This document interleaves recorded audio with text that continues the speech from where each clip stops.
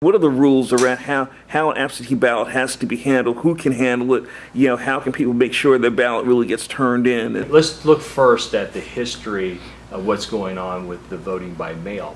And that's because of the way our lifestyle has changed, and particularly here in Orange County, where we are a service industry community. So we're 24/7. Shifting of the voting has gone from election day to more people are voting by mail and early voting. And vote by mail is the new terminology for absentee ballot because we've made it convenient for anybody who wants one. We're not one of those states that you have to have an excuse for getting a ballot. So for the way we've done the shifting in our voting has put more emphasis over on the vote by mail and early voting because most of the votes are already cast before the polls open on election day. Now, one of the things about the vote by mail process is it's very clear and outlined in the statutes, the Florida statutes. And when we talk about a city election and compared to a county election, the elections office becomes a contractual service to a city, say City of Orlando, who has their elections coming up on November 7th and December 5th if there's a runoff.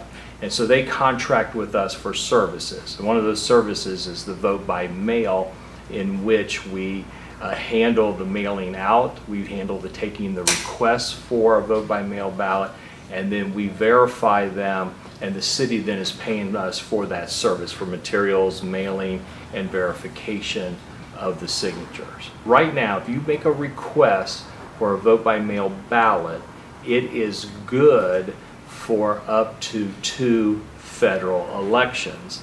And so it would be like if you had a request for the presidential election of 2016, then it would be good for the 2018 election and the 2020 election cycle and any city elections or any special elections that are in there. So sometimes people get confused and they forgot they requested one for the last one, and then they get a ballot and they didn't realize that they were going to get it because it's a 2-year request from it.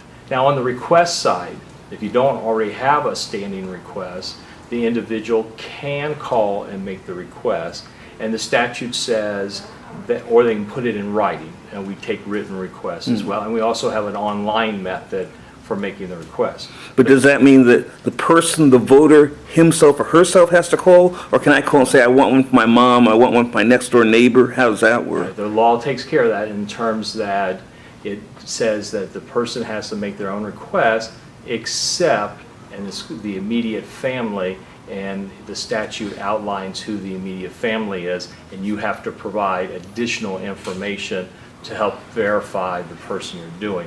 But you just can't call in and get a request for your coworker or your next door neighbor. Now, that's the request, and once your request is there, it's either for the 2 years, and as long as you're still at the same address and all, because vote by mail ballots cannot be forward. So if you move and you had a standing request, it's going to come back to us as undeliverable. So on that, so the request side is set in law that way.